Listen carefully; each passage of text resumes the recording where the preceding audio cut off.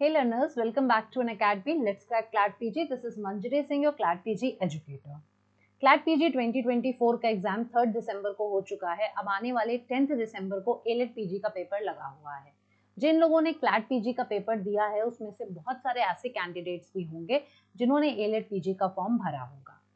अब हमने जैसा कि CLAT PG के टाइम पर कुछ चीजें डिस्कस करी थी कि आपको याद रखने की जरूरत है, in the very same way ALET PG के लिए भी आपको कुछ चीजें याद रखने की जरूरत है। यहाँ पे CLAT PG और ALET PG किसी किसी ग्राउंड पे थोड़ा सा डिफर कर जाता है, उसके बारे में आज हम डिटेल में डिस्कस करेंगे, तो वीडियो लास्ट तक जरूर देखना अगर आप ALET PG का पेपर 10 दिसंबर को देने वाले हैं। तो सबसे पहले हम देख लेते हैं कि NLU-D की वेबसाइट पर हमको ALET का क्या देखने को मिला था। हालांकि हम पहले भी इसको डिस्कस कर चुके हैं, लेकिन फिर से एक बार देख लेते हैं। भाई सबसे पहले तो आपका जो 10 दिसंबर को टाइमिंग होने वाला है वो 11 बजे से 1 बजे तक का है, यानी 2 घंटे का आपका पेपर है, जैसा कि CLAT PG में था। इस चीज में तो ये सेम है, 120 मिनट 120 मिनट। लेकिन अब कुछ चीजें यहाँ पे बदली जाती हैं। क्या है कि मॉडिफाइड सिलेबस लिखा हुआ है ना। What do you understand by modified syllabus here? तो क्योंकि ALET का जो पैटर्न था वो यहाँ पर चेंज हो गया है इस बार, इसीलिए यहाँ पे मॉडिफाइड सिलेबस लिखा हुआ है। एंट्रेंस टेस्ट है जो मल्टीपल चॉइस होगा। क्यों? क्योंकि इससे पहले आपका सब्जेक्टिव भी होता था, MCQ भी होता था, दोनों का कंबाइंड होता था। अब इस बार सिर्फ और सिर्फ MCQ होने वाला है, देयरफॉर यहाँ पर ओनली भी लिखा हुआ है। टेस्ट पेपर आपका 100 MCQs का होगा with each question carrying 1 mark.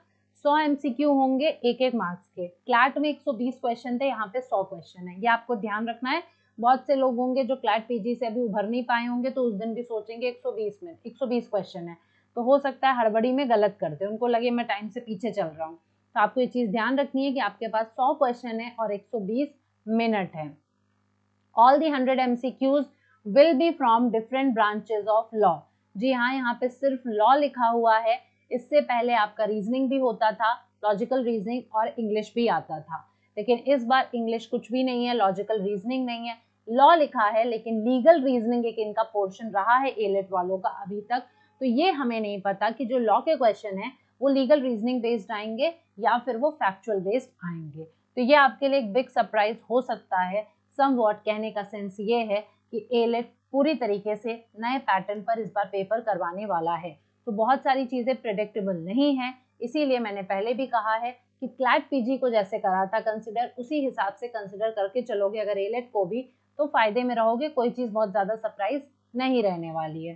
तो डिफरेंट ब्रांचेस ऑफ लॉ लिखा है, ये नहीं लिखा है कौन कौन सी ब्रांच, ये नहीं लिखा है कौन कौन से सब्जेक्ट। तो डिफरेंट ब्रांचेस है, तो अब आपको पता है कि इनका डोमेन खुल गया है। अब ये इस डोमेन में कुछ भी पूछ सकते हैं, आप उस डोमेन पे क्वेश्चन नहीं कर सकते हो कि आपने ये क्यों पूछ लिया, आपने ये क्यों पूछ लिया, कुछ भी। लॉ मतलब कोई भी लॉ।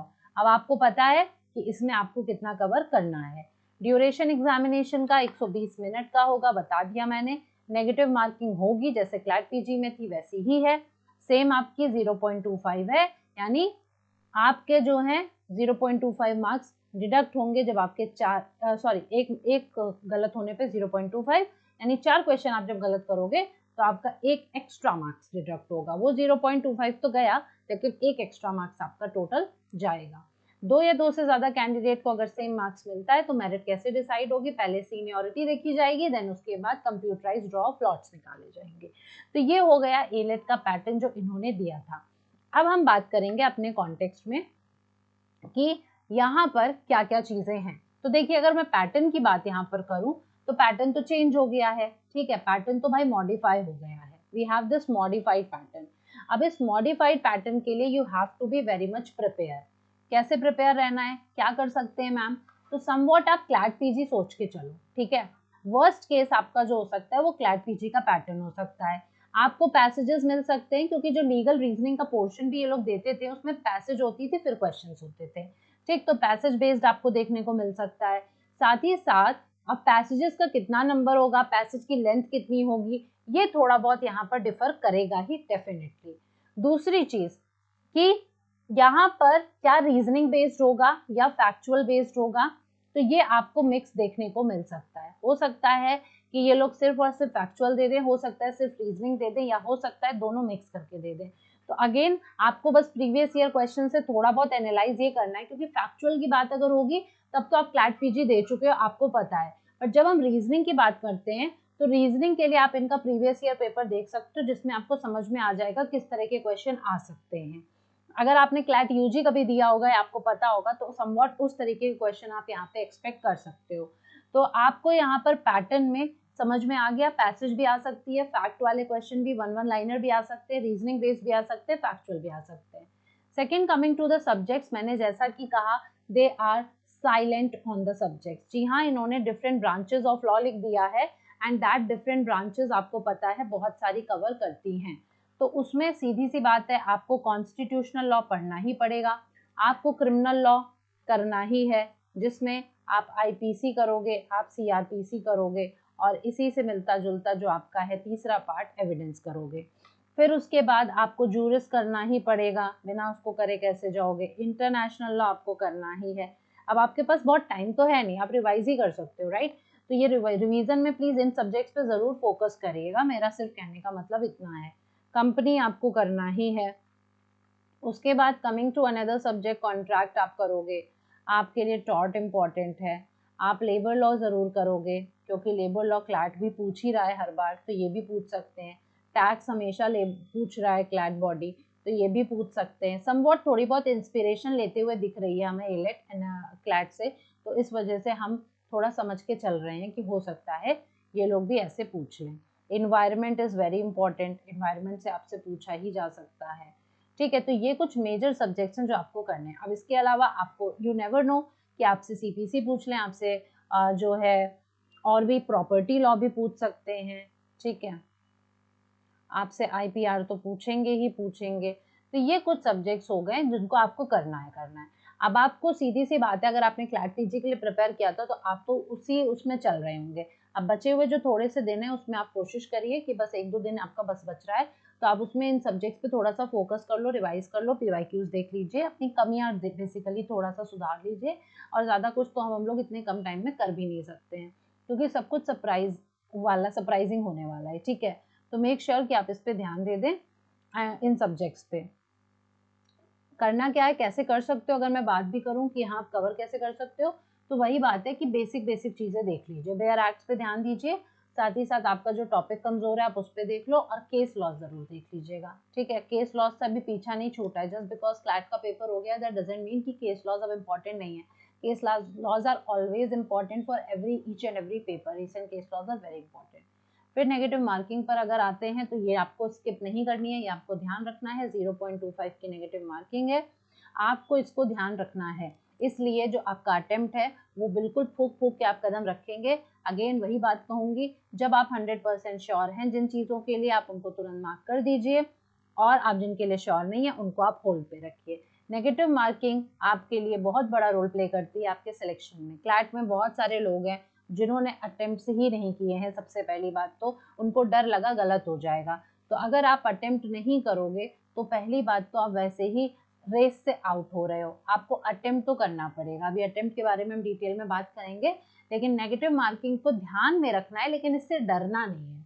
नेगेटिव मार्किंग को ध्यान में रखने का सेंस यहाँ पर ये है कि आपको फूक के कदम रखना है कि हम सिर्फ वही वाला क्वेश्चन मार्क करें जिसमें हम 50% अगर डाउट में है, रिस्क की बात कर रही हूँ। जो 100% क्लियर है वो तो करना ही है, जो 90% क्लियर हो करना है, बट जो मैक्सिमम आप वर्स्ट सिचुएशन में जाओगे मार्क करोगे वो 50-50 होना चाहिए।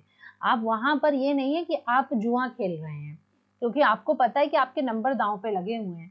तो ये चीज आपको दिमाग में रखनी पड़ेगी कि हम कुछ भी ना मार्क करें, जो हमारे लिए मैक्सिमम हद तक सही हो सकता है हम उसी को मार्क करें। तो ये आपका होने वाला है नेगेटिव मार्किंग से डील करने का तरीका, ठीक है। सेकेंड, आपको अटेम्प्ट्स की बात आती है जो नेगेटिव मार्किंग के साथ कॉम्प्रोमाइज करता है यहाँ पर, कि दोनों चीजें आपको दिमाग में रखनी है। अटेम्प्ट आपके जैसे कि 120 मिनट्स है आपके पास, तो अगर मैं आपको एक राय देना चाहूँ तो आपके पास 100 क्वेश्चन है, ठीक। अब 100 के 100 तो नहीं करके आने हैं, ठीक है। बहुत ईजी पेपर आ गया तो भी 90 करके आना, लेकिन बहुत टफ अगर आ गया पेपर तो भी जो एक सेफ स्कोर की अगर मैं बात यहाँ पर करूँ तो आपको कम से कम 65 से 70 के बीच नंबर लाने पड़ेंगे, है ना। 65 से 70 के बीच तो आपको नंबर यहाँ पे लाने ही पड़ेंगे, और ज्यादा ही कहूंगी मैं, कम तो नहीं कह सकती, ज्यादा ही कहूंगी। NLU-D में सीट्स बहुत कम है, आपका कंपटीशन बहुत ज़्यादा है यहाँ पर, तो आप अगर ऊपर भी 70 प्लस की भी बात करेंगे तो कोई आश्चर्य की बात नहीं है, ठीक है, 70 प्लस मान के चलो। तो अब यहाँ पर आपको करके कितने आने होंगे फिर, तो 70 प्लस अगर लाना है तो मैम, तो 70 प्लस लाने के लिए भाई 85 to 90 तक तो करोगे ही करोगे। तो ये आपको ध्यान देना है कि आपका अटेम्प्ट इतना ज़्यादा होना चाहिए, क्योंकि नेगेटिव आएगा ही आएगा। कभी भी आप 100% जो करके आते हो हमेशा सही पूरा नहीं होता है, कुछ ना कुछ गलत होता ही है। आपको कितना भी डीप इनसाइड ये फीलिंग हो कि मैंने तो बिल्कुल सही किया है, लेकिन ऐसा नहीं होता है, कुछ ना कुछ गलत हो ही जाता है। तो वो एक एवरेज लेके हमें चलना पड़ता है। तो 85 से 90 के बीच अगर करके आओगे तब कहीं 70 प्लस पे आप आके रुकोगे। तो ये चीज़ आपको यहाँ पर ध्यान रखनी है कि आपके अटेम्प्ट्स जो हैं वो अच्छे होने चाहिए, ठीक है। मेक श्योर कि आपको नेगेटिव मार्किंग अगेन ज़्यादा ना जाए। अगर आपको ये भी नहीं है कि 85 to 90 के लिए लाने के लिए आप ज़बरदस्ती वाले मार्क कर रहे हैं, क्योंकि अगर आपने 70, आपने मान लीजिए 75 तक आपने ऐसे क्वेश्चन मार्क कर दिए हैं जो आपको लग रहा है कि हाँ मेरे इसमें बहुत गलत होंगे, तो 5-6 गलत होंगे, तो आप आराम से यहीं पे रुक सकते हो। लेकिन अगर आपको लग रहा है कि मेरे तो अभी बहुत इसमें गलत हो सकते हैं, फिर भी आप जबरदस्ती 85 तक खींच के ले जा रहे हो, 10 क्वेश्चन और आपने कर लिए, तो इन दैट केस आप नुकसान में चले जाओगे, आपका बहुत नेगेटिव चला जाएगा। तो ये थोड़ा सा बैलेंस मेंटेन करने की ज़रूरत है। Competition exam is all about these tricks only, क्योंकि पढ़ के हर कोई जाता है, मार्क हर कोई कर देता है, लेकिन बैलेंस बना के चलना, दिमाग लगा के चलना, ये बहुत इंपॉर्टेंट है, जो आपके लिए आपका सिलेक्शन वहाँ पर दिलवाएगा। ये थी आज की वीडियो की बात हमने कर ली। अब आपको क्लियर बता दूं कि यहाँ पर क्लैट पीजी 2024 का अनअकैडमी रैंकर्स रिवॉर्ड प्रोग्राम लेके आया है। अगर अभी तक प्लस और आइकॉनिक लर्नर्स हैं जो जिन्होंने अभी तक एनरोल नहीं किया है, तो मेक श्योर कि आप एनरोल कर लो इस QR कोड को स्कैन करके। अगर आपकी रैंक 1 से 10 के बीच में आती है तो 5 टाइम्स आपकी फीस वहाँ पे वापस हो जाएगी। 11 से 50 के बीच आती है तो 3 टाइम्स आपकी फीस का आपको रिवॉर्ड मिलेगा। एंड 51 से 100 के बीच अगर आती है तो अमेजॉन वाउचर आपको 10,000 तक का मिलेगा, और अगर 100 से ऊपर आती है तो अमेजॉन वाउचर आपको 2,500 तक का मिलेगा। क्लैट पीजी के लिए है ये एलेट के लिए नहीं है। तो क्लैट पीजी वाले मेक श्योर कि आप इसमें एनरोल कर लें। साथ ही साथ ये रहा अचीवर्स बैच, हमारा नया अचीवर्स बैच स्टार्ट हो रहा है 14 दिसंबर से क्लैट पीजी 2025 के लिए। जिन लोगों ने एनरोल अभी तक नहीं किया है और वो इंटरेस्टेड है क्लैट पीजी 25 देने में, वो लोग अभी से ही एनरोल कर ले, जिससे कि बाद में लेट ना हो और उनकी कंप्लीट प्रिपरेशन हो पाए। मेक श्योर कि आप जल्दी से जल्दी एनरोल करें यूजिंग माय कोड MSING10, इससे आपको डिस्काउंट मिलेगा। यहाँ पर आपको बेस्ट एजुकेटर से पढ़ने का मौका मिलता है, आपको 350 प्लस लाइव क्लासेस का एक्सेस मिलेगा, साथ ही साथ 20 plus full length mock test आपको यहाँ पर मिलेंगे। अगर आप सिर्फ और सिर्फ कॉन्स्टिट्यूशनल लॉ का कोर्स करना चाहते हैं तो ये वाला कोर्स भी आप ज्वाइन कर सकते हैं by scanning this QR code. Don't forget to use this code MSING10 to avail the maximum discount. This course is exclusively available in Unacademy stores. Offer price है इसका 15,999।